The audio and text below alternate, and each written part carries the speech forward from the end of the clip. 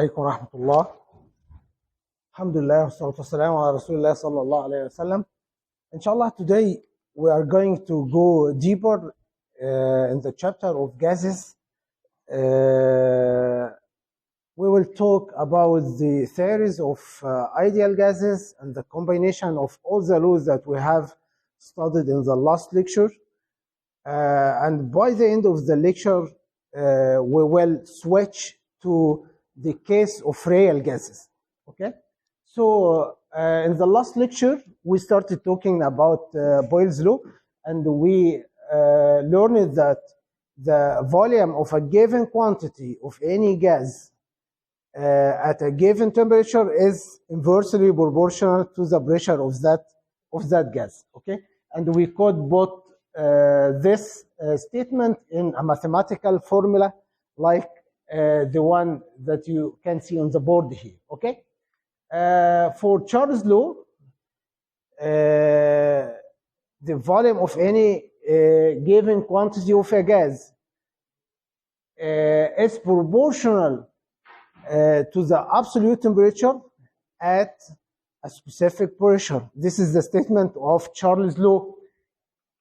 And the last law we have studied, in the last lecture is Avogadro's law, which gives a direct relationship between the volume of a gas and the number of moles. And if you remember, we discussed in this part the ignorance of the identity of a gas. So hydrogen gas is similar to argon gas, is similar to nitrogen gas. Whatever the gas, if they have the same number of moles, then they will have the same, they will occupy the same volume at a specific temperature and specific pressure. Okay, so we ended the last lecture as these statements, you remember, and we took several examples for each one of these laws. And today we will combine all these formulas together. If you combine all of them, you will see that the volume of the gas is directly proportional to the absolute temperature, is directly proportional to the quantity of the gas, the number of moles, and is also inversely proportional to the gas pressure. Okay? So we can put all these variables together in this formula, and we can even remove the proportionality sign and put instead a constant, which we will call next the universal gas constant. Universal gas constant, which will take the symbol R, capital R, like here. Okay, so the volume V equal to R, capital T, small n over B. Okay, this is the combined gas law, and we can put it, of course, in the formula BV equal to nRT. I want to memorize the formula. I think you already familiar with this formula, and you should be aware of the significance and the variables in this equation, because sometimes in the problems we vary all these variables together and we request to calculate one of them. Okay, this is called the equation of state. The equation of state, BV equal to nRT, and the R is called the universal gas constant, and it has the value 0.08206 liter atmosphere per Kelvin mole. Okay, of course it has several other units. And of course, if you change the unit, you will change the value itself as well, and we'll see this in the next slide. But before we proceed, you should know that this equation, the state equation, the equation of state for gases, BV equal to nRT, this applies for the ideal gases, for the ideal case of gases. Okay, and it fits perfectly for gases at low pressure and high temperature. It fits perfectly for gases at low pressure and high pressure. Of course, if you change these conditions, the equation will not apply, and we'll see this in the real gases by the end of the lecture. Okay, so the universal gas constant, as I said, it has several units, and we can calculate this assuming that we are at STB, standard temperature and pressure. It means that we are at 1 atmosphere and at the 0 Kelvin, which is 273.15. Of course, in the exams, sometimes we approximate this value to be 273 without 0.15. Okay, so anyway, if I asked you any question in the exam, and I asked you to choose from several values, you should keep in mind also the approximations. Sometimes we approximate the value. Okay, so if you apply this and you want to calculate the value of R, knowing that the volume of a single mole at STB occupy 22.4 liter. This is the volume of any mole at STB of the gases. This value, you should memorize this value as well, 22.4 liter for each mole at STB, so you can calculate the value of R, which is 0.02 liter atmosphere per Kelvin mole. This is the same as 82 milliliter, so we converted from liter to milliliter. Okay, you can also convert this to the unit of joule, okay, which is 8.314 joule per Kelvin mole. Okay, this is also another unit which is 2 calorie per Kelvin. All these values fits for our stands proper values for the universal gas constant. Okay, depending on the application you are targeting, you can use different R's based on where you are going to apply this R. Okay, so it has several values. If I give you a problem and I give you pressure in atmosphere, volume in liter, for example, so very simply you can use this value or this value. Okay, but if you apply this in another problem, talking about the energy in joule, so it's more appropriate, of course, to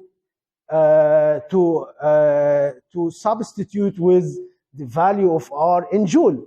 Okay, so you should think about this. Sometimes in the exam I give you all the values, or I give you one of them. You can of course convert from this to that.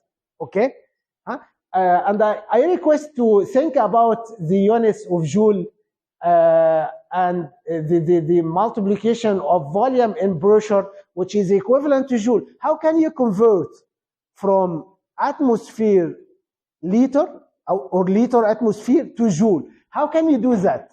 Okay, think about it at home and look to the tables we took in the last lecture. How can you go back and forth from between joule and liter atmosphere? Of course, both of them are units for energy. Liter atmosphere is a unit of energy. BV is also energy. The term BV, the multiplication of pressure and the volume, this is one of the form of energy, which is called the mechanical work. You remember, if you have a piston and you are moving the or a cylinder with a piston, you are moving the piston to a given height. So the change, this change is basically an energy which is equal to B delta V. B delta V is a form of mechanical energy. This is an energy unit. Okay, so this is the unit of gas pressure. Now we are going to take another law which also applied with the ideal behavior of gases. Okay, and the ideal behavior you will learn after that the ideal behavior ignore completely the identity of the gas. So argon is very similar to, is almost the same as hydrogen, as the same as nitrogen, as any other gas. It doesn't matter. Okay? So this is one of the simplification for the ideal gas. Okay? Dalton's law is talking about the existence of a mixture of gases together, and it states that for a mixture of gases in a container, the total pressure exerted, we have a mixture of gases.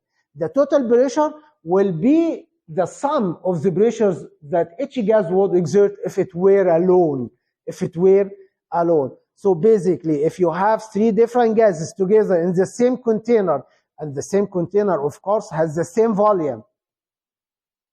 Imagine if every single gas were alone, if every single gas was alone in that container, what will be its pressure? You calculate this pressure. So the existence of other gases will not make any difference. The existence for the mixture of gases will not affect the pressure of that gas, but the total pressure will be basically the sum of all pressures together. Okay? So again, it ignores the existence of gases together.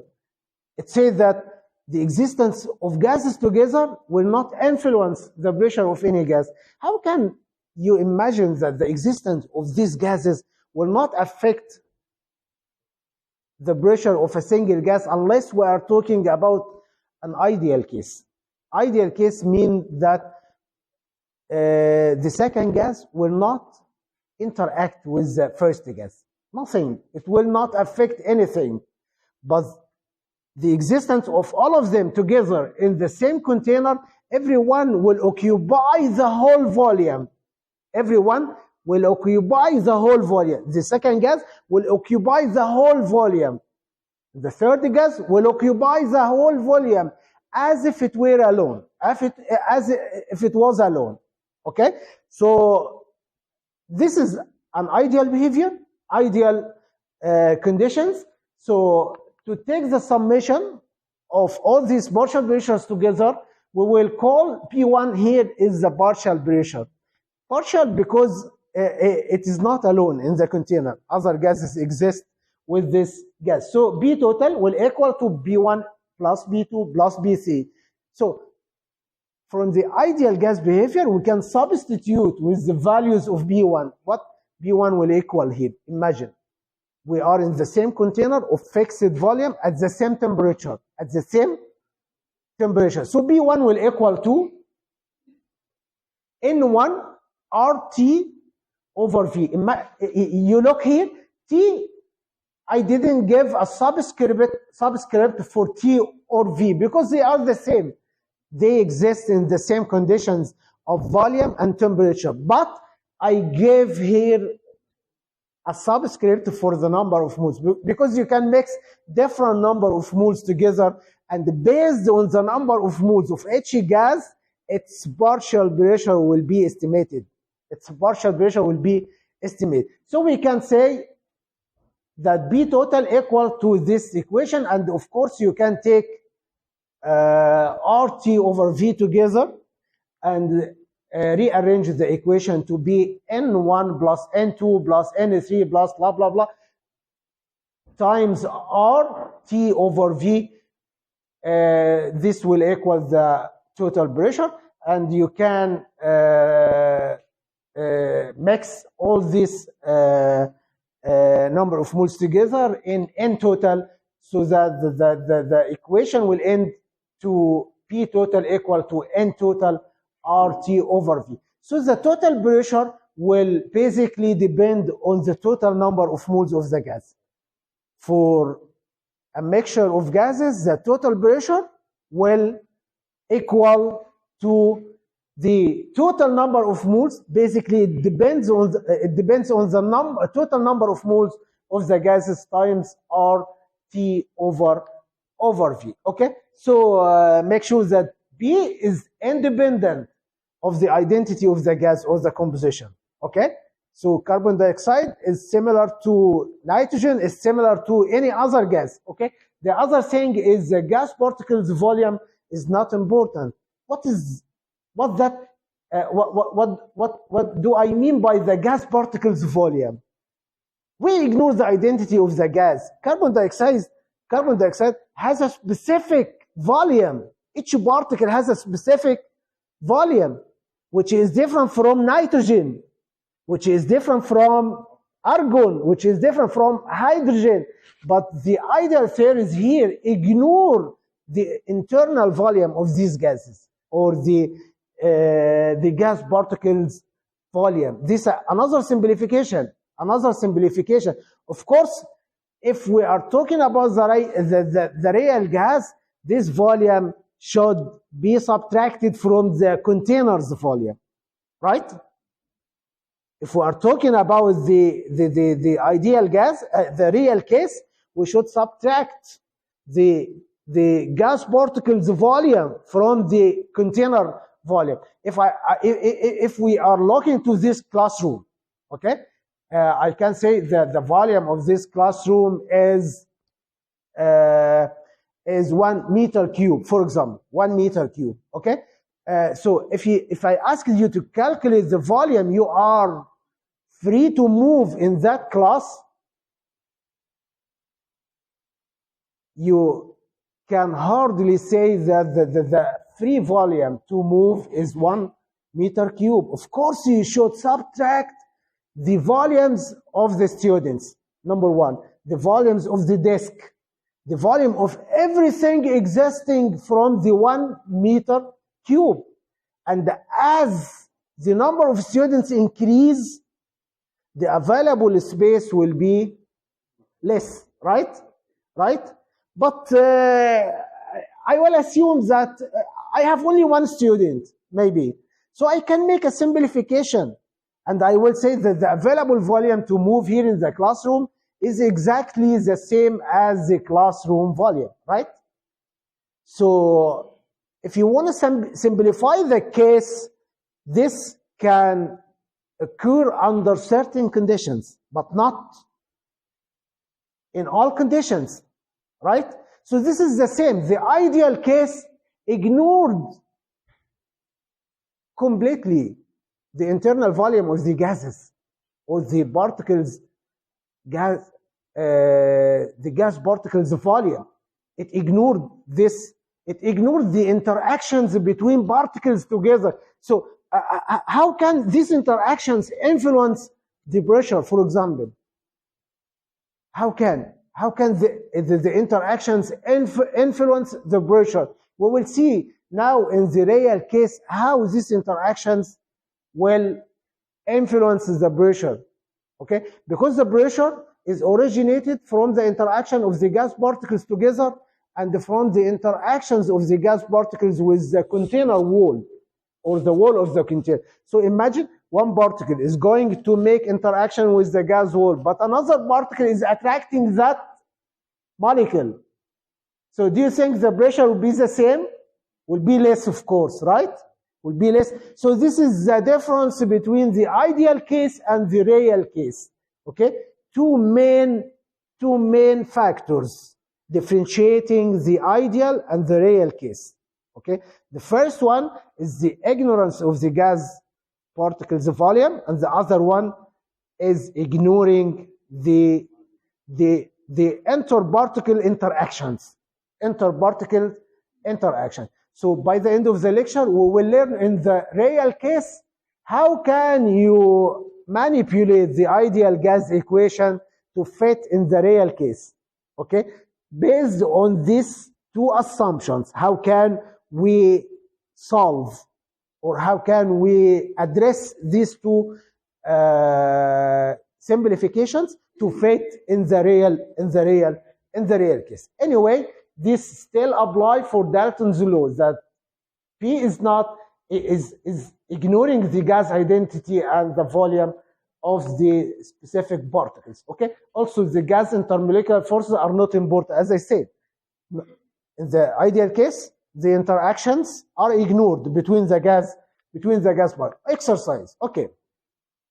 Mixtures of helium and oxygen can be used in scuba diving tanks to prevent the bends.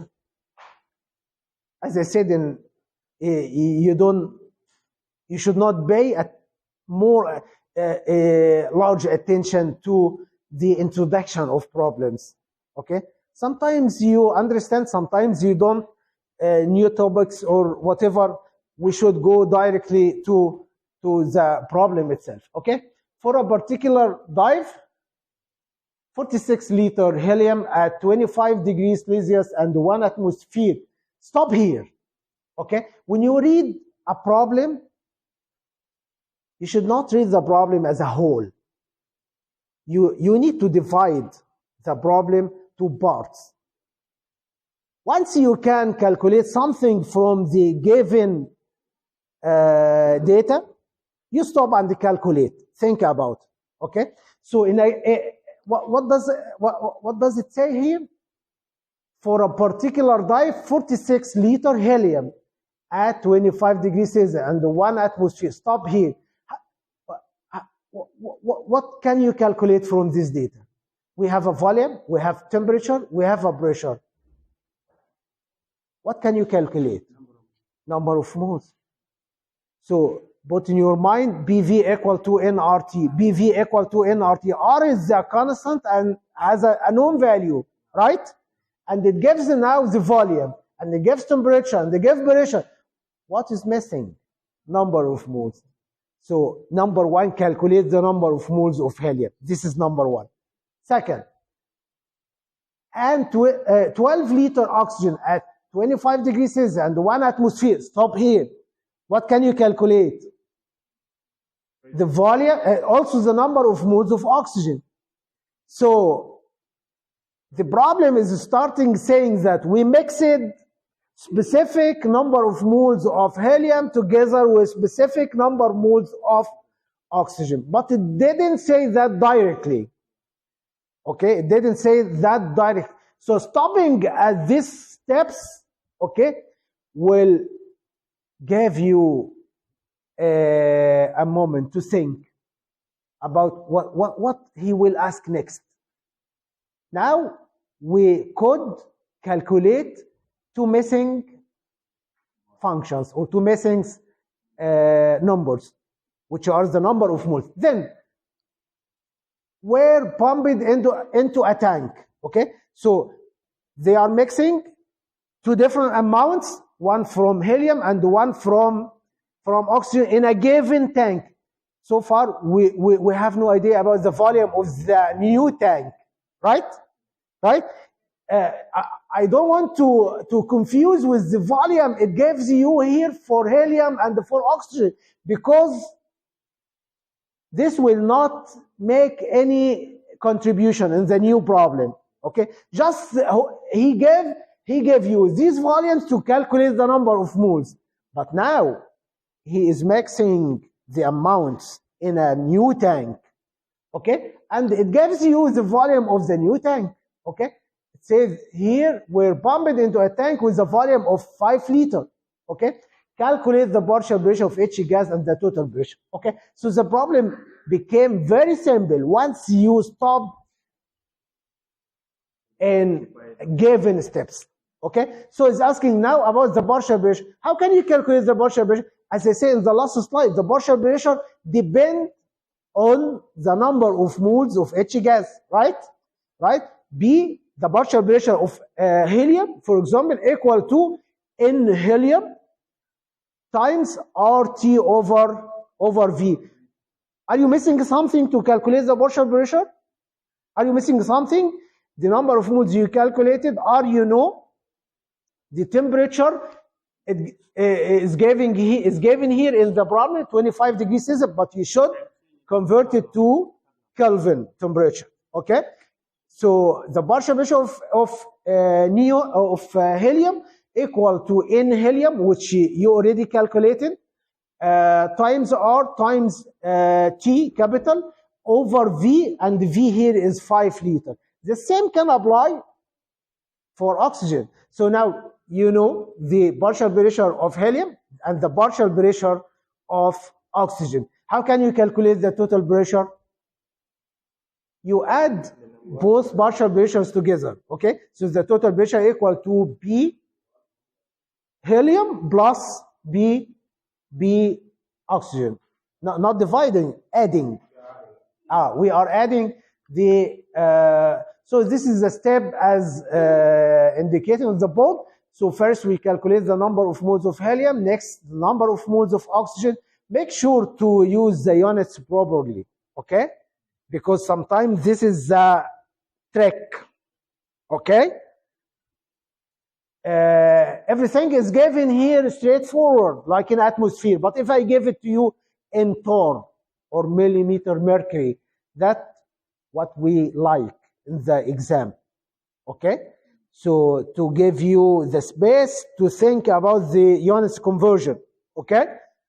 And now we calculated both N here, so we can calculate the partial pressure of helium and the partial pressure of oxygen. Then you calculate the total pressure by adding them together. Okay. So the mole fraction, this is one of the interesting terms for concentration, which is basically the ratio of the number of moles of a given component in a mixture of several components to the total number of moles existing in the same mixture. Okay, this is the mole fraction. How can we use the mole fraction in Dalton's law? Okay, so this is the mole fraction, the function N1 over Nt, N1 over N1 plus N2 plus N3. Okay, so the mole fraction you can substitute by N with this function. N equal to V over RT times P1, okay? And the same apply in the denominator.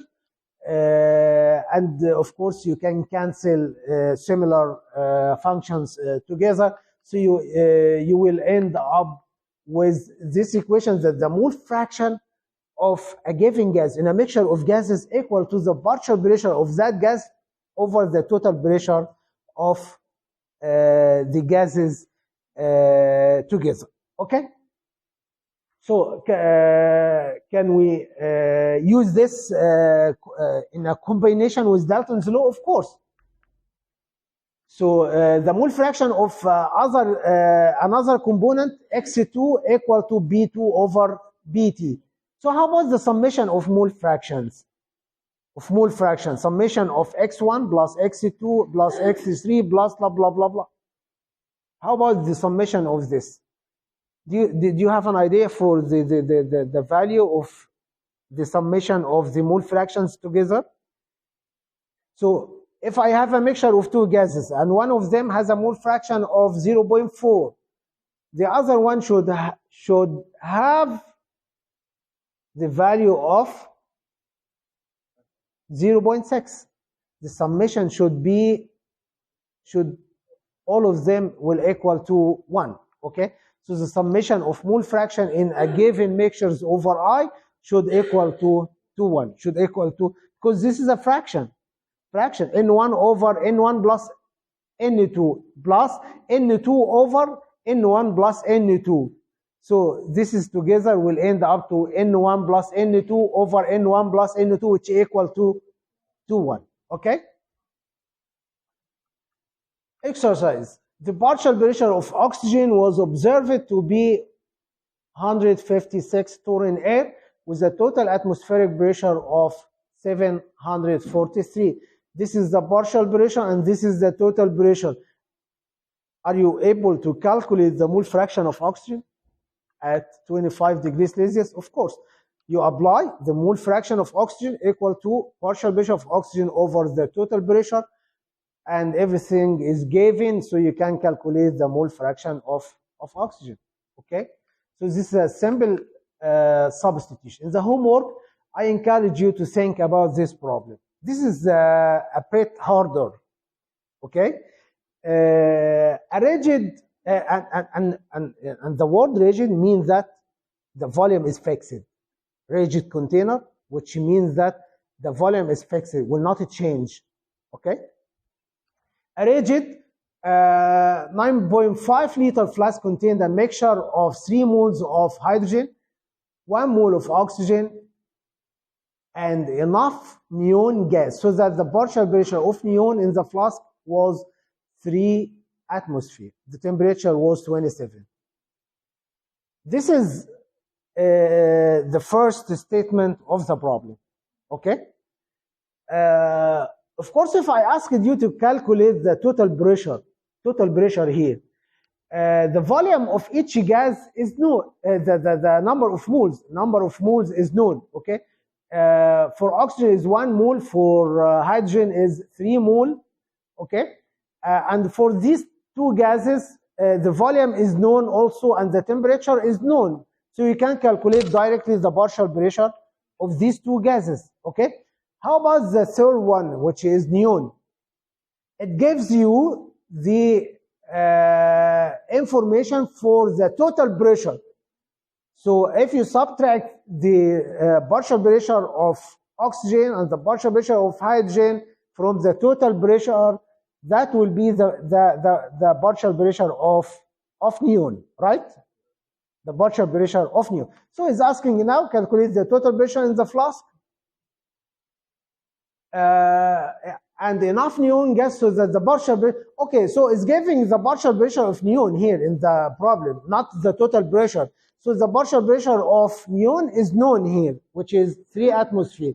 So you can add 3 atmosphere to the partial pressure you calculated for hydrogen and you calculated from oxygen to get the total pressure in the flask. Okay, so I will leave the other items for you to think at home. Okay, and also I sent you a bunch of questions for the first 2 chapters. I encourage all of you to work with this homework, because in the exam you will see very similar ideas to this questions. And if you have any problem, if you have any questions, don't hesitate to come to my office and ask. Okay? Calculate the mole fraction of oxygen in the flask. Calculate the density of the mixture in the flask. Of course, the density is if you want to calculate the density, you need to calculate the mass of all gases, and of course, you know the volume of the container. So once you calculate the masses of all gases, existing gases, so you can calculate the density of the mixture. The gas, and number 4 here is a tricky problem about the limiting reactor. Say the gas mixture is ignited by a spark, and the reaction below occurs. This reaction, oxygen reacted with hydrogen to give water gas. Okay, so as you can see from the equation, neon did not participate in that reaction, so will not be affected. So if we have a given amount of neon, it will remain after the reaction the same.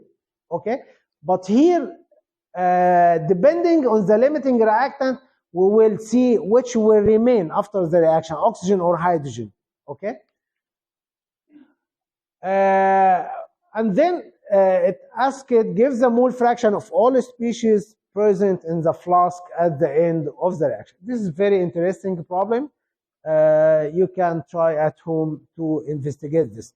Later, after developing the ideal gases that we have studied, the Boyle's law, Charles' law, all these laws, they formulated the conditions they have seen in the behavior of gases in a theory, which is called the kinetic molecular theory of gases, KMT. Okay, so once you see KMT, this is the abbreviation for kinetic molecular theory of gases. So this theory have given postulates, okay, and you should understand the meaning of every word on the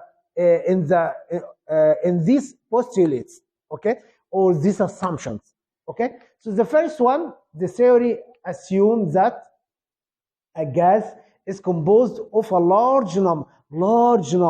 So you know how many molecules or how many atoms in 1 mole of a gas? How many atoms or how many molecules in 1 mole of a gas? 1 mole. 1 mole contains Avogadro's number. Okay, so if you are considering only 1 mole of gas, it contains huge number of molecules or huge number of atoms. So it says that a gas is composed of a large number of small. When you say small, this is an adjective, right? Small, or any adjective should be referenced to a given value, to a standard value. Small to what? When I say this man is short to what? Or short to whom? Okay, so you should give a reference. Okay, so all these adjectives are relative. Okay, only the absolute adjectives is for God, is for Allah. Okay, this is the absolute adjectives. Okay, but for anything else, you should be precise when you are saying small, short, very, very hard. Hard to what? Very, very simple. Simple to what? Okay, so you should have a reference value to that. Okay, so a large number of small, it says here small relative to the distance between gases, the particles, to the distance between the particles themselves. Okay, so the small particles, small, it means that the diameter of these particles is very small compared to the distance between this particle and the other particles. Okay, so this is small. Okay, that behave like hard spheres. The first thing, it assumes that the gas particles has a spherical shape, which is not the real case all times. But this is simplification to calculate. The ideal theories. And the word hard in physics means that these are point masses. Point masses, anything that have a negligible volume, but it has a mass. It has a mass, but a negligible volume. So it also ignores the size, the shape, the structure of the gas particles. This also included in the point masses, in the point mass. So the first thing, this is the first assumption for the theory, that the gas is composed of a large number of small particles that behave like hard spheres with negligible volume. Okay. The second thing, the particles are inconstant. This also a hypothesis. Okay, a constant random motion in straight lines. This also is not the real case, but still is trying to simplify things to formulate the theories. Okay, involving frequent elastic collision means that the particles, when they hit together, they do not lose their kinetic energy. This is the meaning of elastic. Elastic particles, kinetic energy is not lost. Collisions with each other and colliding with each other, the gas particles colliding with each other and with the wall of the container, and this is the origin of the pressure. Pressure. Okay, so the pressure results from the collision of gas particles together and with the wall of the container. Okay. The third thing is the attractive and repulsive forces between molecules are negligible or ignored. No interactions. Nothing. neither attractive nor repulsive. Okay? The last thing is the kinetic energy of the gas particles is directly proportional only, and this is a very tricky statement, actually. I don't think we missed this meaning in any exam. I don't think. But in different formats. Okay, think about it. This is very important. Sometimes I give you example with lot of data, but all the gases, the tricky point, they are all at the same temperature. And I ask you, which do you expect will have the highest kinetic energy? And you look to the problem, you see the number of moles, you see many things, the volume are different, everything is different, and your mind go to calculations, and you get some rules, and you calculate, you do like this. And I ask you, and I give you the time maybe for this problem a few seconds to calculate. And once you see they are all at the same temperature, they should all have the same kinetic energy regardless anything I give you in the problem. Okay? Anyway, this is 4 assumptions for KMT. Okay? And now we will see that this theory fits perfectly with the ideal gases we have studied. First of all, the compatibility with the Boyle's law. You look to this. This is it looks the statement of Boyle's law, which is B is inversely proportional to the volume. Okay, so if you have a container, you have a gas in the container. If you decrease the volume of the container, what do you think about the collisions between gas particles and the wall? Do you think the collision will increase or decrease?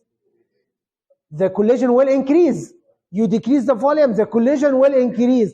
At the same temperature, that should result on increasing the pressure, because KMT stated that the pressure originates from the collisions of the gas particles. So KMT fits perfectly with Boyle's law. The same apply also for the relationship between pressure and temperature. If you increase the temperature while maintaining the same volume of the container, you increase the temperature, then you are increasing the speed of the particles. Also, you are increasing the collisions between particles. That should associate an increasing in the pressure. Okay, so KMT could address the other thing, which is called the Joy-Chapman or I think Joy-Chapman law for the relationship of pressure and temperature. And temperature. Charles' law is the relationship between volume and temperature. If you increase the temperature, I said that the speed of the particles will increase. But if you are telling the pressure is constant, the pressure is constant, okay? So you don't have any choice other than to increase the volume of the container to maintain the same pressure. You increase the temperature, the collision increases. To maintain the same pressure, you need to increase the volume of the container. So exactly as Charles stated that increasing the temperature will increase the gas volume at constant pressure and constant N. So the statement is also correct in view of KMT. The other law is Avogadro's law. If you increase the number of moles in a given container, increasing the number of moles will increasing the frequency of heating together. That will increase as well the pressure. But if you ask, or if you need to maintain the same pressure, then you also need to increase the volume of the container. So KMT is perfectly fitting with Avogadro's law. The third thing, Dalton's law, as I said, it ignores the identity of the gas, and the KMT as well is ignoring the identity of the gas. Now we want to calculate the root mean square velocity of gases. Okay, Once I tell you we are going to calculate the mean value, that indicates that the values themselves are not the same, right? Are not the same.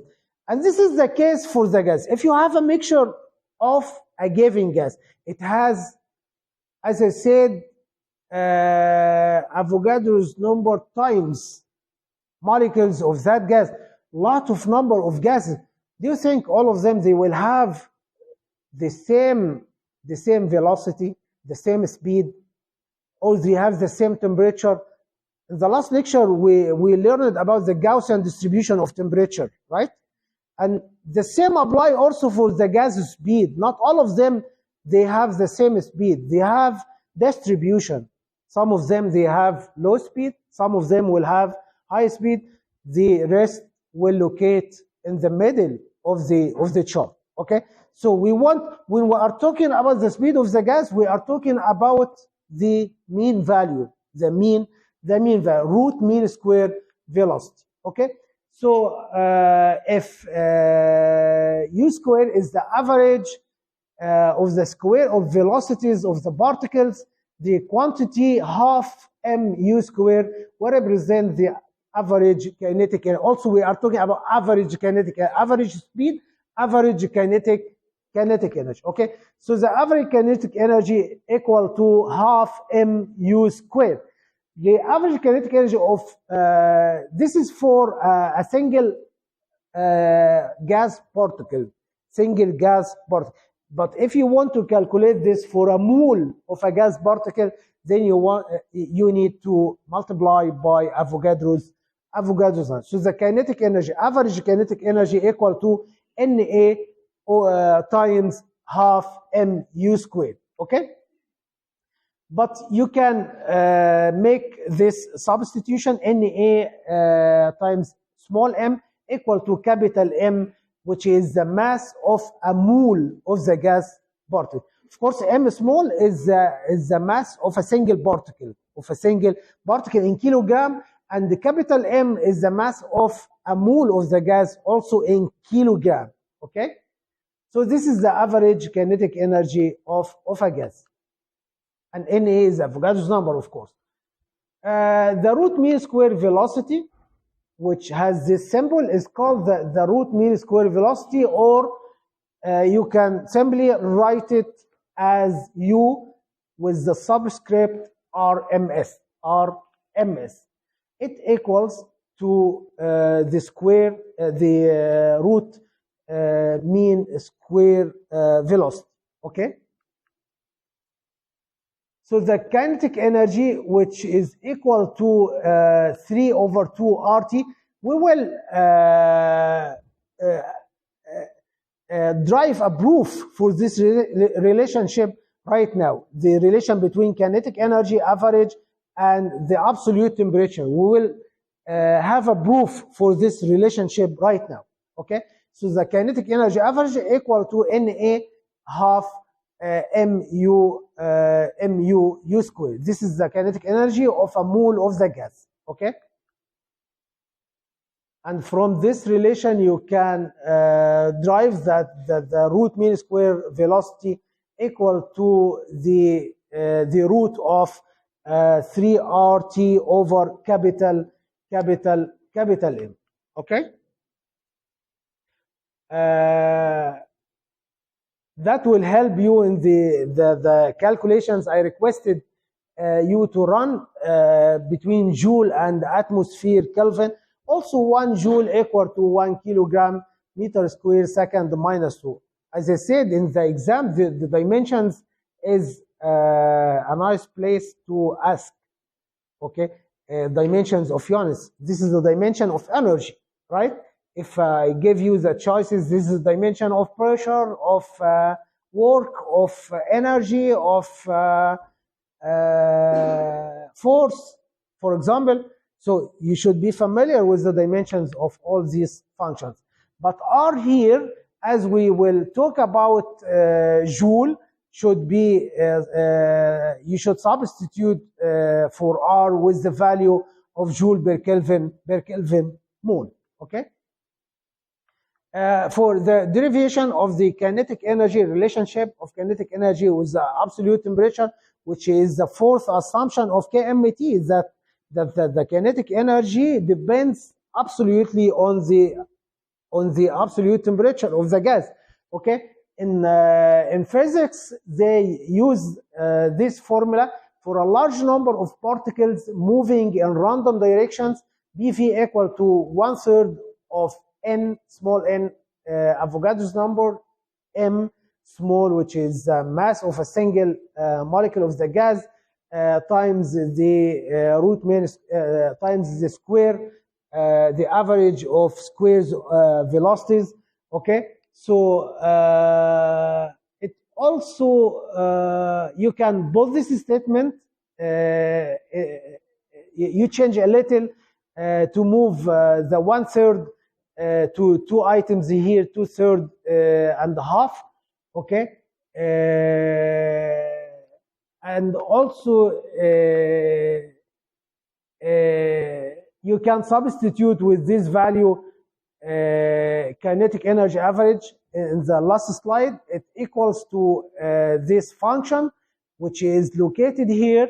So you can remove this and put the kinetic energy average, BV equal to 2/3 n kinetic energy average. Okay, and you can of course rearrange to move n from this side to the numerator of the other to the denominator of the other side.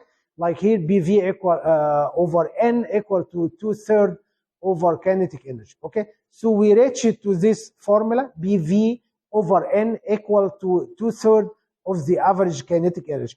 But from the ideal gases law, we know that BV over n equal to RT. BV over n equal to RT. Okay, so yes, capital N, NA, this is Avogadro's number. Avogadro's number. Okay, Avogadro's number.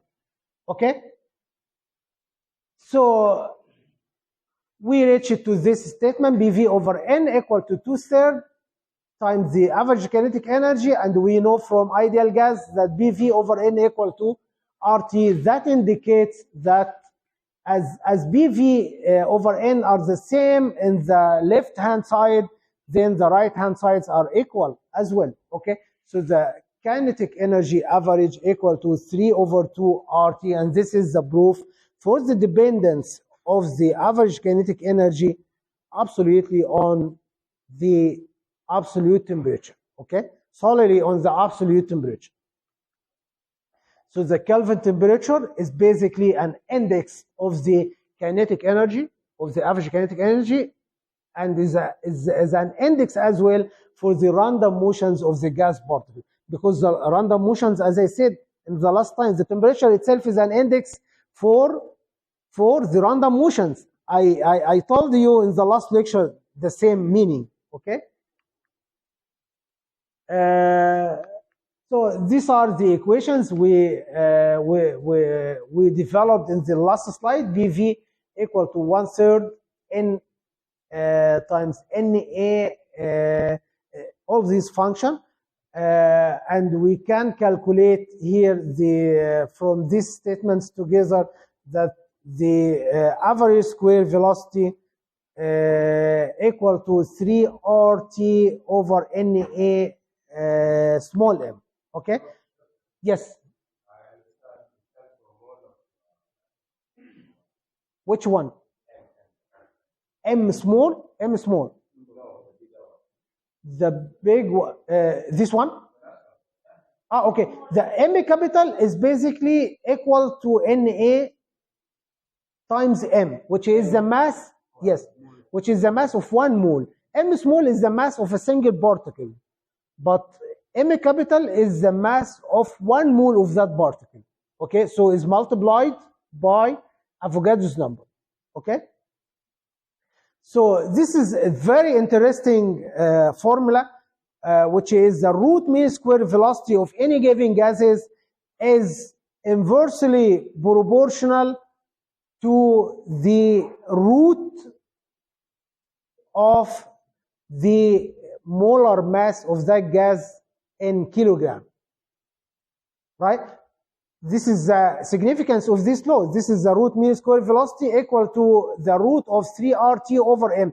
If you are at the same temperature, okay, and you are comparing the root mean square velocity of different gases at the same temperature, then the root mean square velocity of the gas will be inversely proportional to the root of the molar gas, of the molar mass of that gas, at the same temperature. Okay. Okay, let us examine this in real exercises. Calculate the root mean square velocity of the atoms in a sample of helium. Helium gas at 25 degrees Celsius gives you the temperature, it gives you the identity of the gas. We can, of course, from the identity of the gas, calculate the molar mass or the atomic mass of the gas. Okay? Okay? So this is helium. So first you calculate capital M, which is the molar mass of the gas. Molar mass of the gas in kilogram. From the table, you will know that the atomic mass of helium is 4 gram per mole. 4 gram per mole. But we want to convert it to kilogram per mole. Convert it to SI system, okay? To kilogram per mole. So 4 gram per mole equal to 4 times 10 to the power minus 3 kilogram per mole. This is the first thing you need to calculate, and then you calculate root mean square velocity equal to the root of 3RT over M, and R equal to 8.314 joule per Kelvin mole. Why did I use this value? Because this is the SI value of R, SI value of R. Of course, joule is a derived unit from the SI unit, okay? And here we are using Kelvin and number of moles in mole, okay? This is the SI. So if you are playing in the whole problem with the SI units, everything should be in the SI unit, okay? And this is the temperature in Kelvin, and this is the molar mass of the gas in kilogram. So now you can switch, you can cancel units together, and joule you can substitute for joule by kilogram meter square per second square, right? This is the equivalent value. The equivalent value for joule is kilogram meter square per second square. You put this together and you cancel units together, kilogram with kilogram. Then the square root of meter square over second square is basically meter over second. Meter per second, which is the unit of speed or velocity, meter per second. Okay, so you should think about the units when you calculate. You are calculating velocity or speed. You are not supposed to end up with the unit of mass, right? You should end up with the unit of a speed, okay? If something you did wrong in the calculations that resulted in a different unit, so think about it and repeat the calculations again, okay? Another exercise, at the same temperature, compare root mean square velocity of hydrogen and oxygen.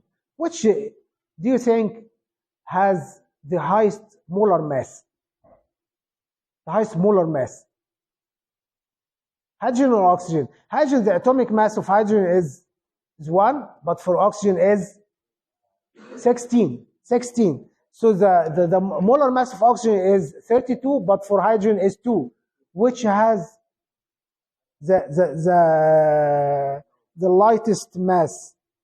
Hydrogen, right? So the lightest will move faster. This is a rule. The lightest will move faster, okay? So this is from the beginning. But if you want to get an estimate for that, so you apply the rule here, and you are, of course, the temperature is the same. It didn't give you a specific value because they should be cancelled together. Okay, the temperature of hydrogen and temperature of oxygen, and the correlation will end up that root mean square of hydrogen, velocity of hydrogen over the root mean square velocity of oxygen will equal to the root of the molar mass of oxygen over the molar mass of hydrogen, with which by the end will equal to 4, which means that hydrogen moves 4 times faster than oxygen. Why it moves faster? Because it is lighter. It is lighter. Okay. The mean free path of the gas. This is another unique feature for the gas. The mean free path, which is the average distance, average also. We are talking about average, like the mean velocity. Okay. The average distance a particle travels between collisions in a particular gas sample. The distance, the average distance the gas travels between collisions in a particular gas. Another function here is the distribution of the average velocity. Distribution of the, as I said, it has the Boltzmann distribution, normal distribution curve. Okay, some of the gas particles will have a high velocity, and some of them a low velocity here to the left, and a small part also will have the highest velocities, but the rest will locate at the middle of the distribution. Okay. Now I will examine the cases of comparing different gases together. The distribution. This distribution will I will compare the distribution of different gases together based on the molar mass of the gas and based on the temperature of the gas. Okay. So the first thing here, we will compare the distribution of speeds for nitrogen gas, which has the molar mass 28 gram per mole at 3 different temperatures, 100, 300, and 700 Kelvin. What do you think? If this is the plot of the 3 temperatures, which one will be for the 100, and which one will be for the 300, and which one will be for the 700? What do you think? Which one of them? Which is which? The first one, this one. Do you think the first one, this is 400 or for 700? 700? Okay. The big height here, it locates the number of molecules, not the speed, not the speed, but the speed is here, molecular speed in the x-axis. Okay, so when you increase the temperature, what do you expect? What do you expect? That the speed will shift from left to right, right? Will shift from left to right. Speed will the distribution itself will shift. Okay, and more particles will acquire very high speed when you increase the temperature. Okay, so as a result, you expect that this plot is for 100 Kelvin, this one is for 300, and this one is for 700. So for 700, more particles acquired very high speed, and the minimum will have the low speed.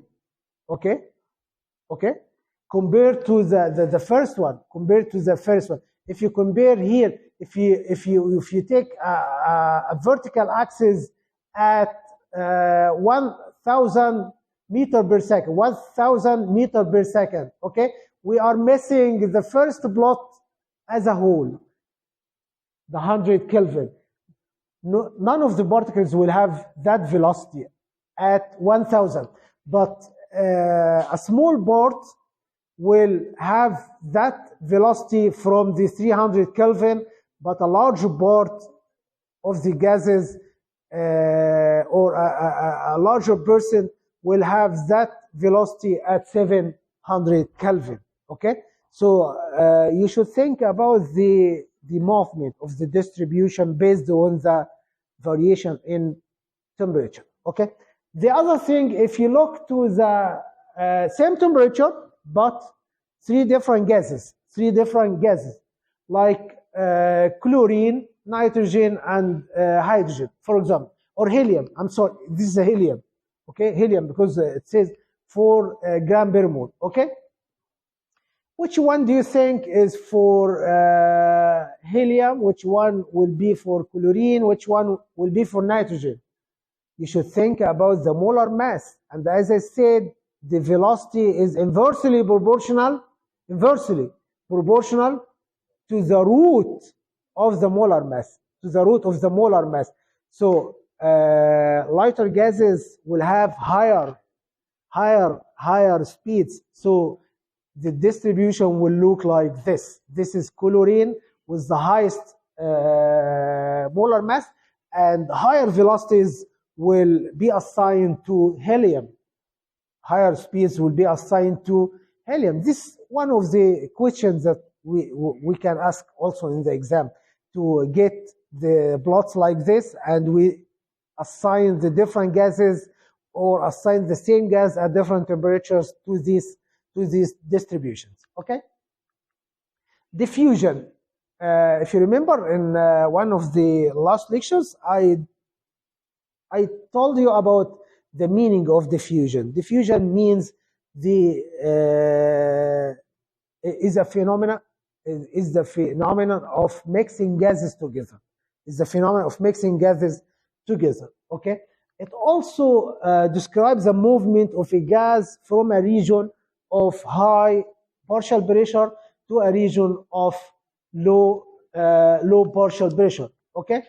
When a small amount of ammonia is released at the front of a classroom, it takes some time before everyone in the room can smell. The same apply if you click on the perfume. Maybe the next student may smell it at the same moment, but the other one at the end of the class will smell after some time, because it takes time for the perfume to diffuse from here to the end of the class. It also interacts with air during the passage. Okay, it interacts with air, and air may deflect the passage of the perfume. So it's a complicated scenario. Okay, to reach at the end of the class. Okay, so this also is called the diffusion of gases. Diffusion, the passage of gases, the interaction of gases together, or the movement of gases. Okay, the rate of diffusion is the rate of the mixing of gas. And of course, the formula we have taken for the velocity also applies for the diffusion. The other phenomenon is called the effusion, which is the description of the passage of a gas through a tiny orifice into an evacuated chamber. So if you trap the gas particles in one chamber here, and you want to move or to pass these gas particles to the other room here, which is the vacuum, through a very small pinhole here, this phenomena is called also effusion. Okay, they are very similar to the diffusion, but here the particle will travel without any resistance, because you are in the vacuum. But the resistance will exist in the pinhole, in the tiny orifice here. Okay, the rate of effusion measures the speed at which the gas is transferred into the chamber. In 1805 to 1869, Graham found experimentally that the rate of effusion of a gas is inversely proportional to the square root of the mass of its particle. This is the same rule we just we just discussed for the velocity of gases. The rate of effusion is inversely proportional to the square the root of the to the square root of the mass of the particles. Okay, and also the same apply for the relative effusion rate, as we have taken in the example, to compare the rate of effusion or the root mean square velocity of different gases. If you compare them, the same apply here for the relative rates of effusion of two different gases. Rate of effusion of gas 1 over rate of effusion of gas 2 equal to the square root of the molar mass of the gas number 2 over the square root of the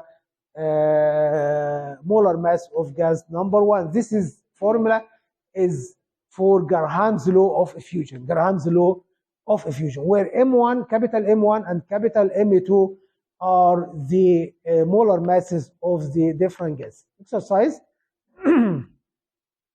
Calculate the ratio of the effusion rates of hydrogen gas and uranium hexafluoride, a gas used in the enrichment process to produce fuel for nuclear reactors. So all what you need here is to calculate the molar mass. You want? Okay. Okay. So you want to go? Okay, no problem. So in a comparison, you don't need to know the temperature, of course, okay, because they will be cancelled together. But what you need to know is the molar mass of the two gases, and here he calculated the molar mass of uranium hexafluoride and the 4 hydrogen, and if you apply the relative ratios of the rate of effusions of hydrogen to uranium hexafluoride equal to 13.2, which means that the effusion rate of hydrogen is about 13 times faster than uranium hexafluoride. Okay, let us examine one of the interesting experiments for diffusion. Imagine you have 2 cotton blocks soaked in one in ammonia and another one in hydrochloric acid, HCl, one ammonia and one in HCl, and you put this cotton blocks at the 2 ends of a glass tube. So you have a glass tube, you have the 2 ends of the glass tube are open, and in that opening you put a cotton block here with wetted with ammonia, and the other one a cotton block wetted with HCl. Of course, ammonia will diffuse inside the tube, and as well HCl will diffuse inside the tube. Okay, and when they meet together, they should interact. You remember the interaction of ammonia with HCl from the first semester? What is the product? White cloud of ammonium chloride, right? White cloud of ammonium chloride. So the question is saying now, okay, guess, what is that white ring? Can you write the equation? Okay, of course you can write. Okay, the second thing, where do you think will the white ring appear? Which side will it be closer to? So the first moment the white cloud appear, do you think will be closer to the side of ammonia or the side of HCl? Which side? I ask you now, to ammonia or to HCl? The first thing you need to ask yourself, which will be faster? HCl or ammonia? Ammonia. Why? And HCl is a gas also. Yes, HCl is a gas or a liquid. So why in the lab you see HCl as a liquid? Why in the lab you go to the bottle of HCl and you pour HCl, which is a liquid? Aqueous HCl. The gas is collected in water, okay? But HCl itself is a gas, right? HCl is a covalent compound or ionic compound? HCl. Ionic compound or covalent compound? Ionic? HCl is a covalent compound.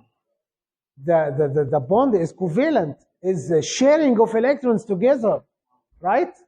But when you put HCl or you dissolve HCl in water, it dissociates to give H3O plus and Cl minus, okay? But HCl itself is a covalent compound and is a gas, right? So HCl will diffuse inside the tube from one side and ammonia will diffuse from the other side, which will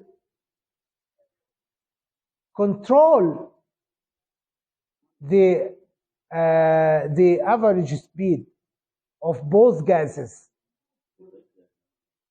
which is different from HCl and ammonia.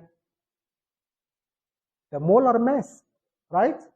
As I said, everything in the velocity, in the speed, in the effusion rate depend on the molar mass of the gas.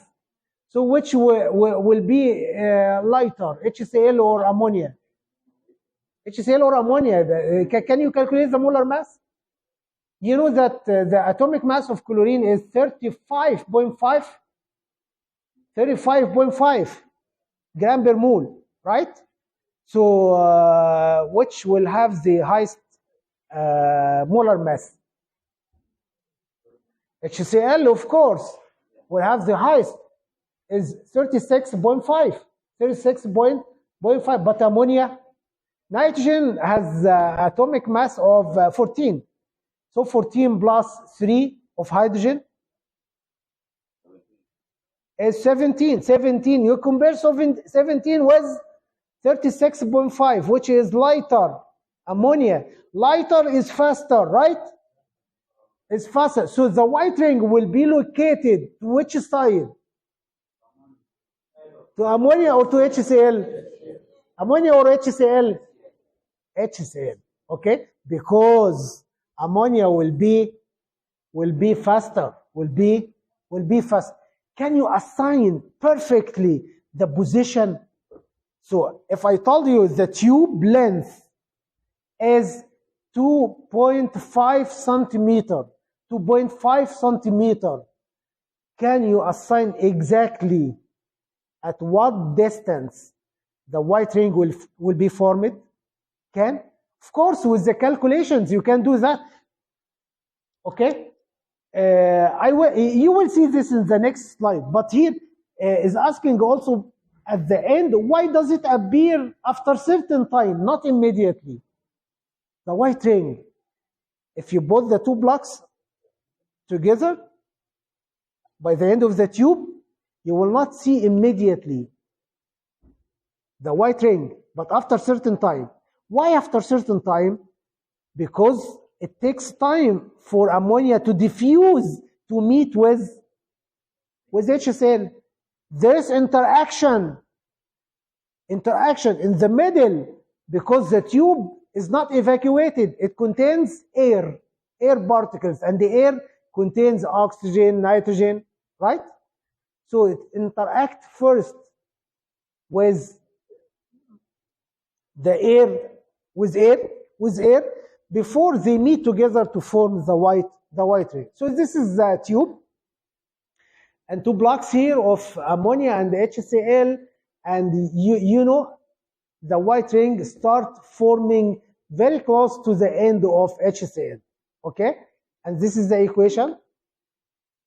And of course, you can estimate the distance traveled by NH3 over distance traveled by HCl, equal to the root mean square velocity of NH3 over the root mean square velocity of HCl, which is inversely proportional to the root mean square to the square root of the molar masses of the gases. So it equals to 1.5.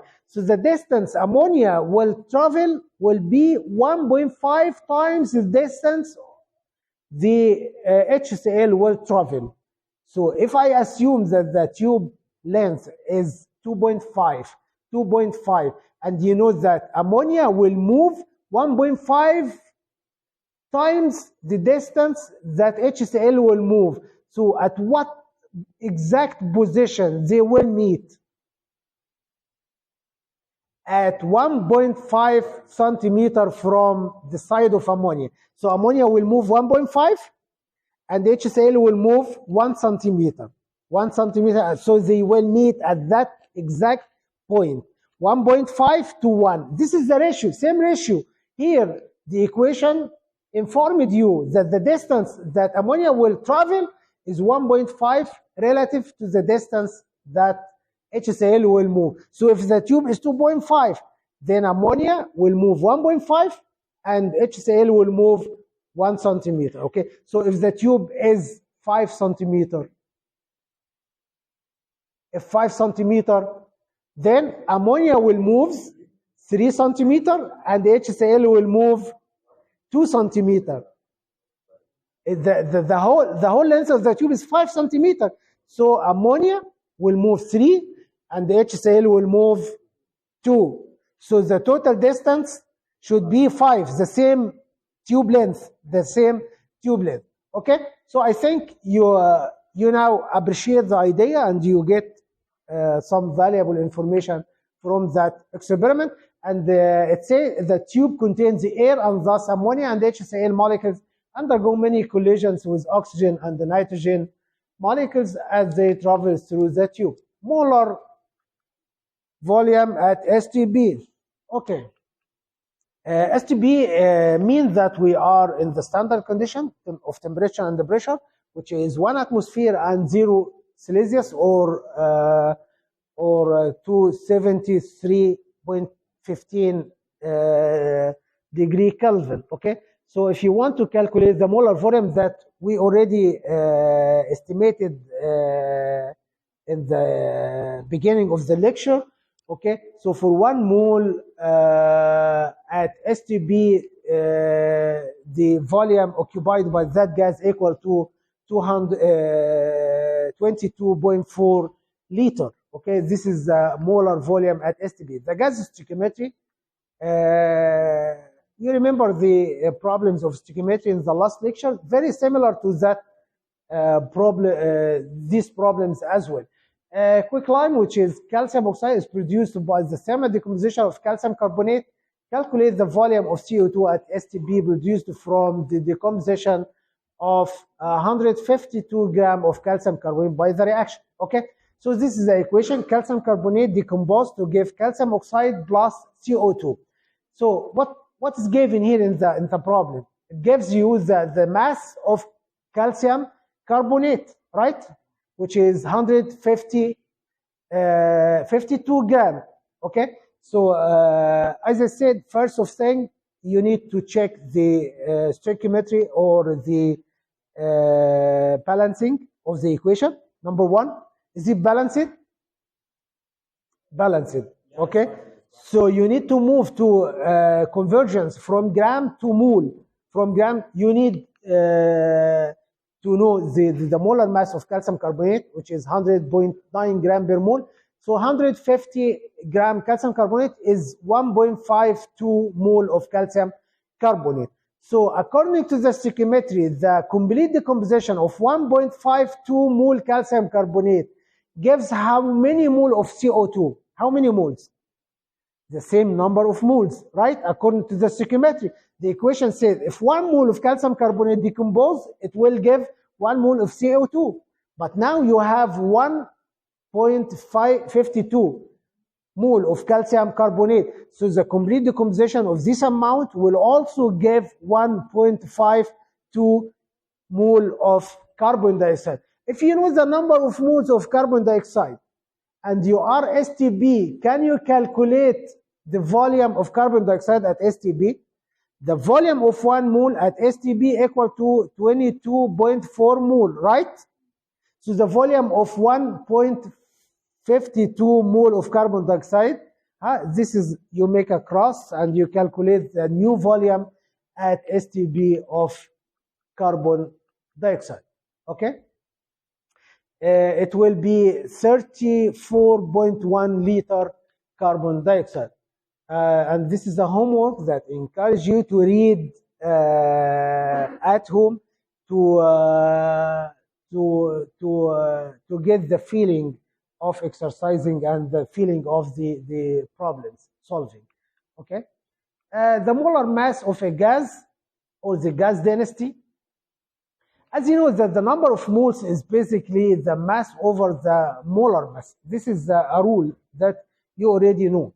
Okay, so to substitute in the general gas law or the ideal gas law, BV equal to nRT, you substitute with value of n, the number of moles, with the mass over the molar mass, and you make some rearrangement here to end up with B equal to dRT over capital M. Capital M is the molar mass of the gas, molar mass, and D is the density of the gas.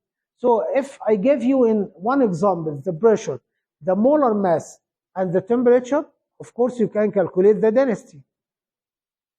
And similarly, if I give you the density and the temperature and the pressure, you can calculate the molar mass of the gas. And if you know the molar mass of the gas, you can guess the identity. So if you calculated capital M, the molar gas, and you find it equal to 44 gram per mole, so most likely that gas will be carbon dioxide.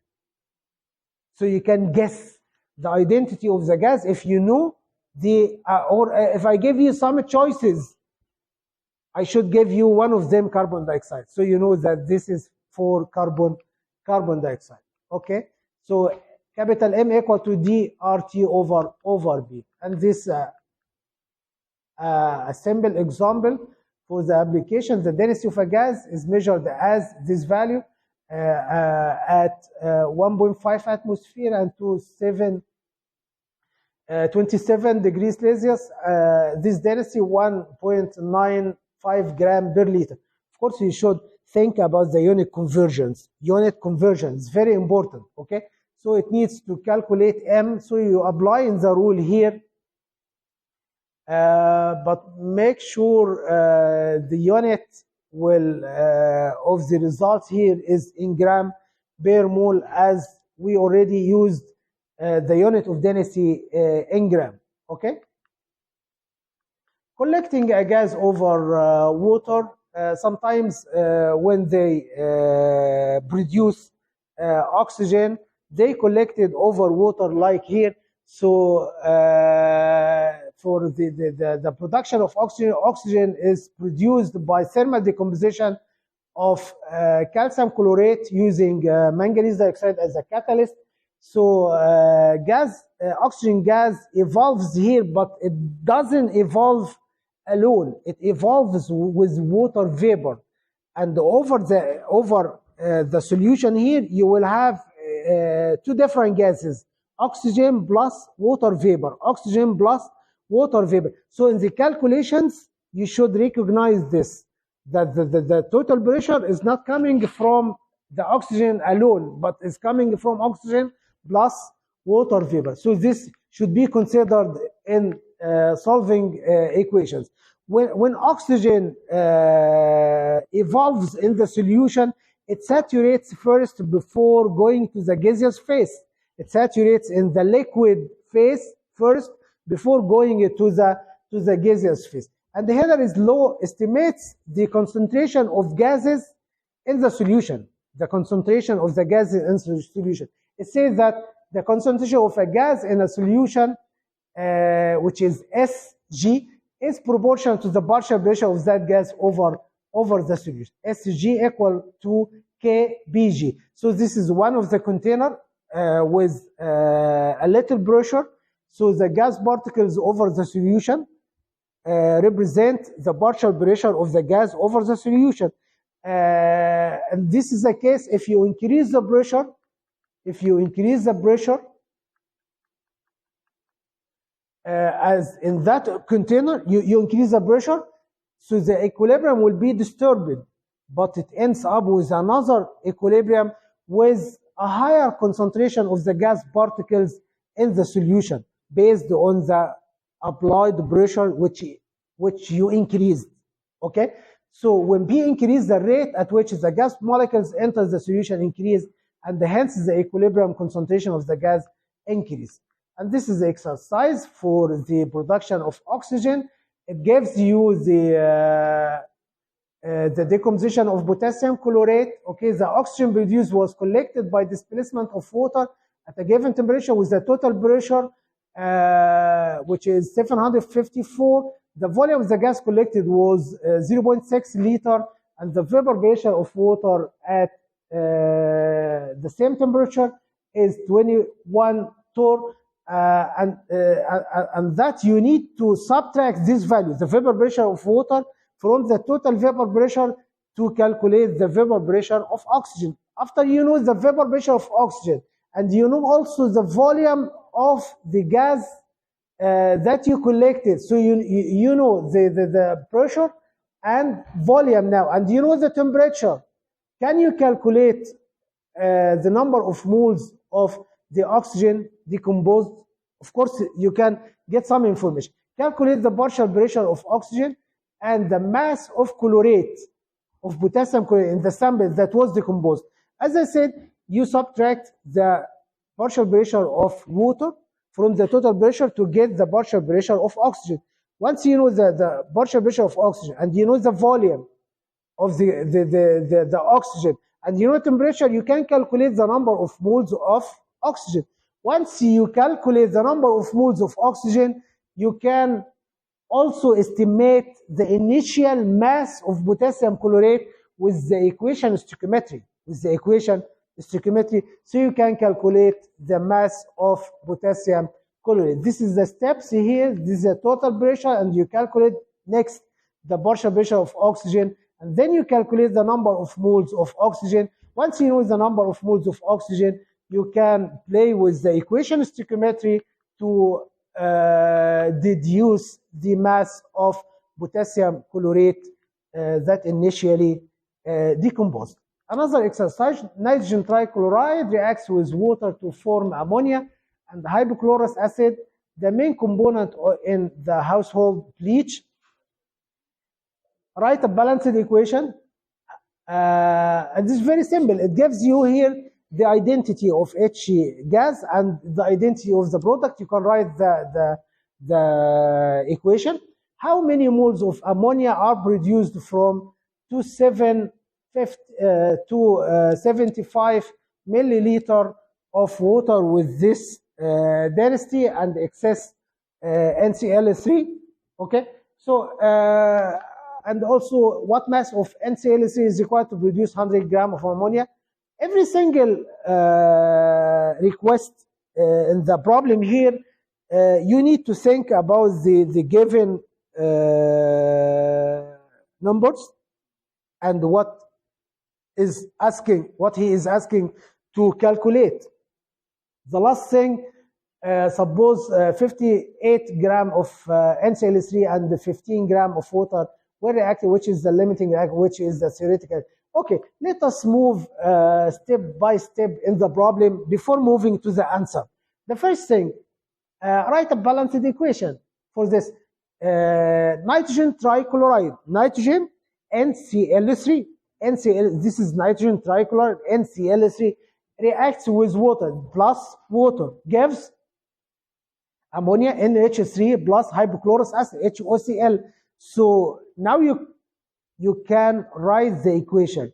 Check next balancing. Okay, so let us check the balancing. This is the equation. Check the balancing. Is balancing perfect? Is it perfect? Perfect, no problem. Okay, so going back to the problem. Okay, write a balanced equation. Number 2, how many moles of ammonia are produced from 275 milliliter of water? And it gives you the density of water. Okay, so and excess ammonium chloride. What does it mean, excess ammonium chloride? It means that this is not limiting. This is not Which will be limiting? Water. Ammonium trichloride react with water. Ammonium trichloride is excess. Then which will be limiting? Water. How can you calculate the mass of water? It gives you the volume of water and the density. So the mass is the density times multiplied by the volume. Density times volume, this is the mass, right? So you can get the mass of water. Once you get the mass of water, is asking how many moles of ammonia. With the stoichiometry, you can calculate the number of moles of ammonia. With the mass of water, you can calculate the number of moles of water, and based on the stoichiometry, you can estimate the number of moles of ammonia that result. Okay, this is very straightforward, but think about it very, very stepwise. Okay, the number C. What mass of NCl3 is required to produce 100 grams of ammonia? What mass of NCl3 is required? Now NCl3 is limiting, not water. This is another problem. NCl3 is limiting and is asking about the mass of NCl3 that if reacted with excess amount of water will produce 100 grams of ammonia. If you know the stoichiometry perfectly of the equation, this is the stoichiometry. For every single mole of NCl3, it gives 1 mole as well from ammonia. Okay, so according to the question here, 100 grams of ammonia, you can of course convert this to number of moles of ammonia. Okay, right? By dividing by the molar mass of ammonia. So if you know this number of moles of ammonia, it will be the same as the number of moles of NCl3, the same as the number of moles. And of course, you can convert this also for NCl3 to mass by multiplying by the molar mass of NCl3.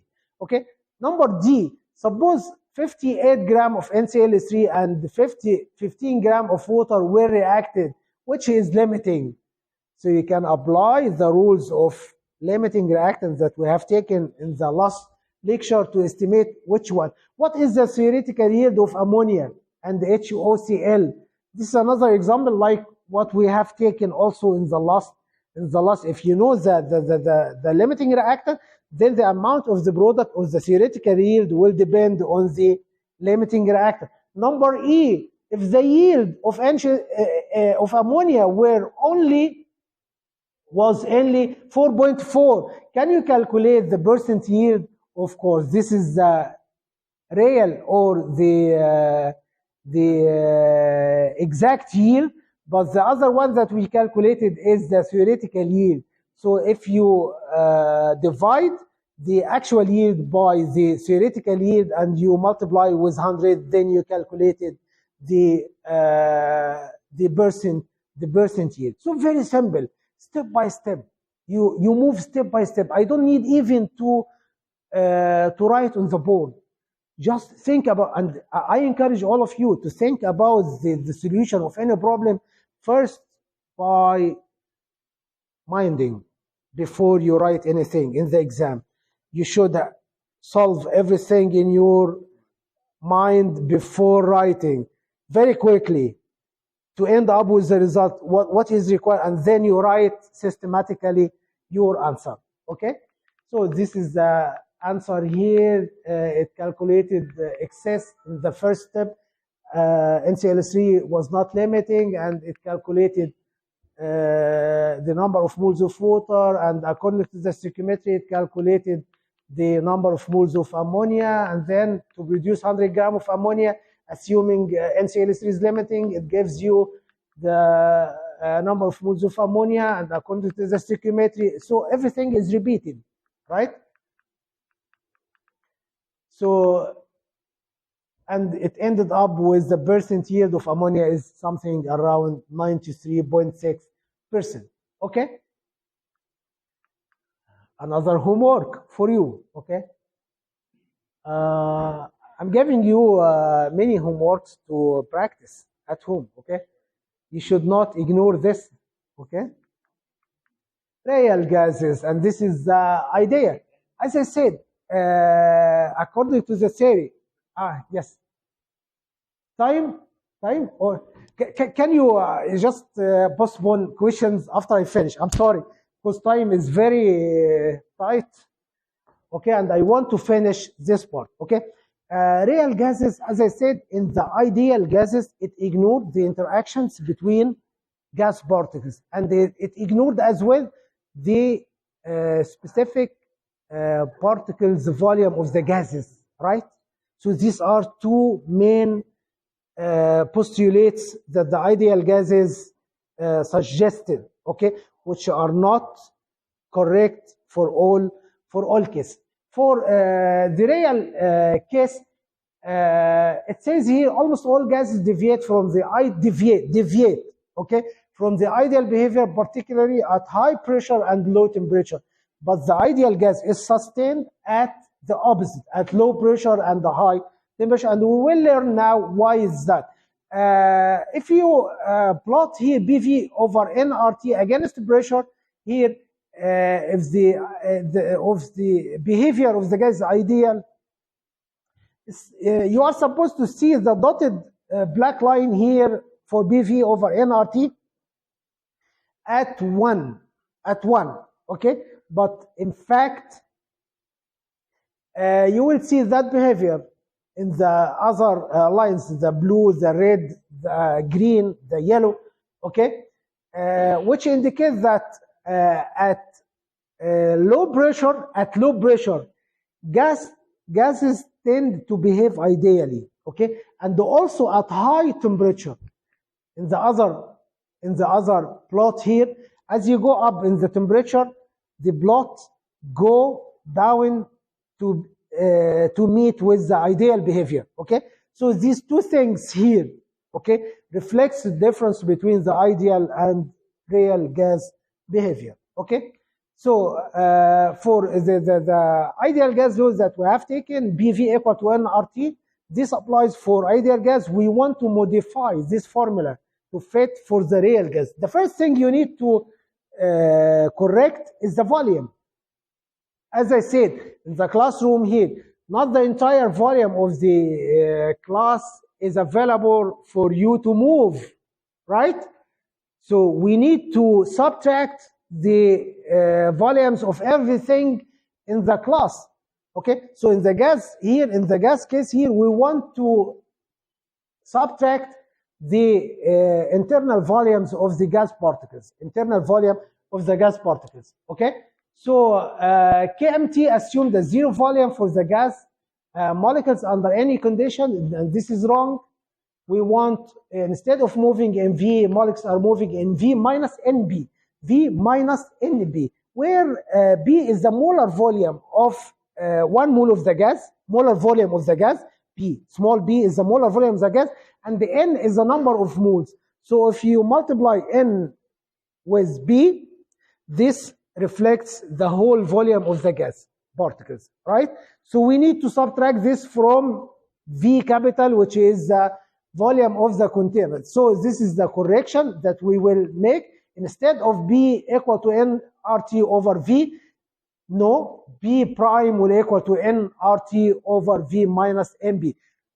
In that equation, in this equation, we consider the internal volume of gases, the internal volume of gas, okay?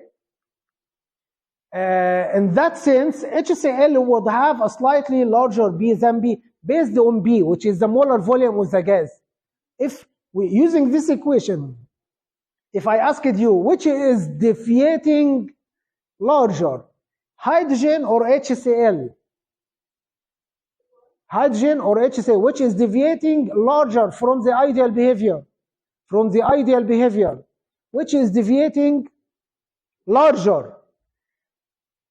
According to the volume correction, the gas that will have the larger volume, like HCl, will have larger B, right?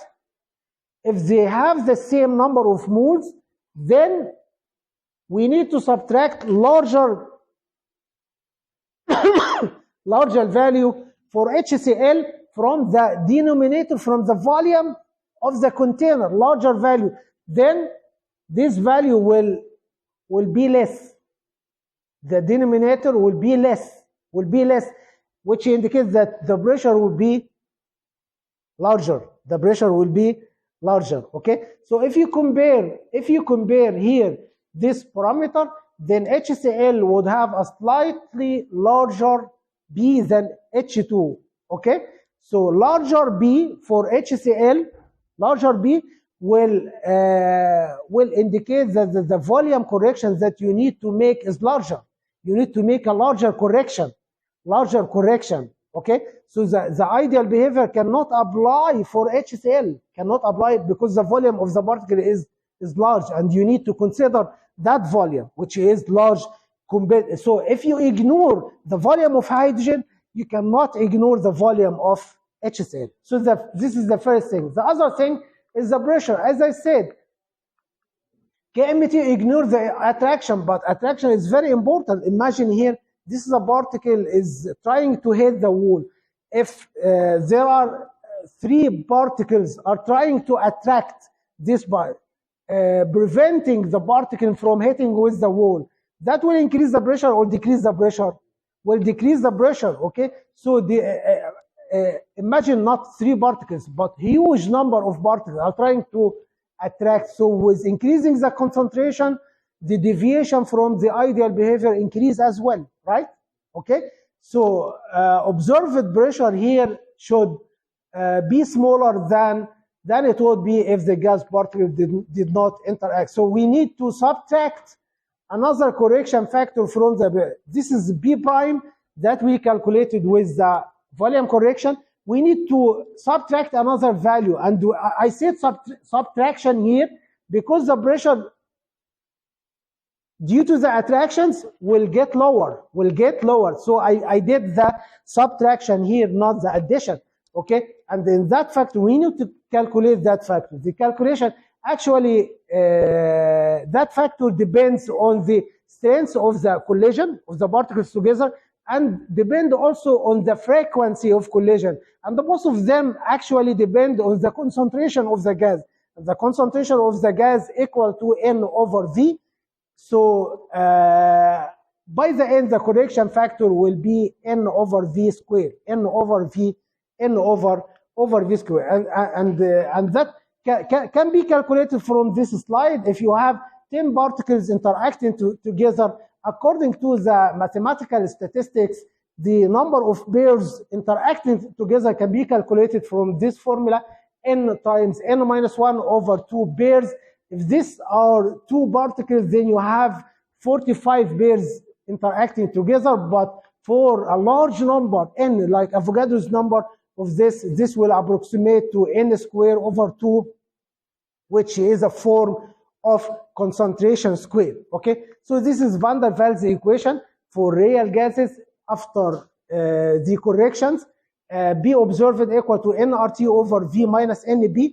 NB is the volume correction. We subtracted NB from the volume, and then we subtracted another correction factor for the pressure, which is proportional to N over V squared. We remove the proportionality proportional sign, and we put another constant here, A, so that A and B are called the van der Waals constant, van der Waals equation constant. Of course, you can rearrange the equation to be in that form, B observed plus AN squared over V squared times V minus NB equal to nRT, to be very similar to the ideal gas equation, but this is the real gas equation. In the exams, we sometimes play with the signs here, with the signs. I sometimes ask you, change the plus here in the equation. I put minus. And I ask you, this is correct? This is van der Waals equation? This is the equation describing the real gas? Of course, no. Everything should be located in the proper position here to be the real gas, the real gas equation. Okay? And the V over N is called the molar volume, and AN squared over V squared is called internal gas pressure. And of course, for HCl, the constant A of HCl is larger than A for hydrogen. So HCl is a polar molecule. You expect the interaction in HCl is larger than the interaction in non-polar hydrogen gas. Okay, so interaction is larger, then you expect the deviation is more from the ideal behavior. And van der Waals equation is fitting as well with KMT. So gases behave ideally at low pressure. At low pressure, it means we have a larger volume container.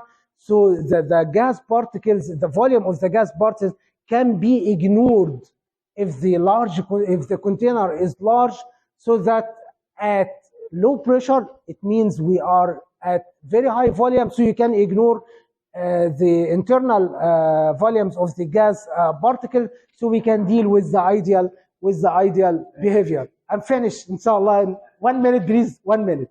Okay, so you can, please, you can, the other thing here, at high pressure,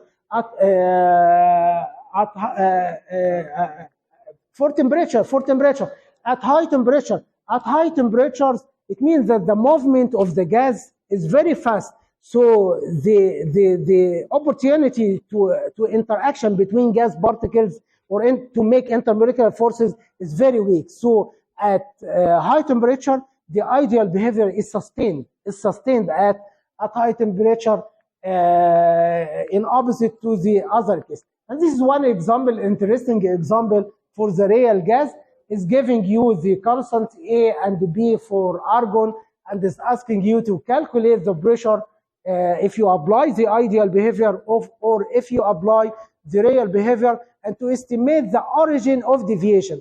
Is it from the volume correction or from the pressure correction for that example? I will leave this example for you at home to read, and coming to here, we end the lecture, and I will meet with you next lecture, inshallah. شكرا جزيلا. السلام عليكم ورحمة الله وبركاته.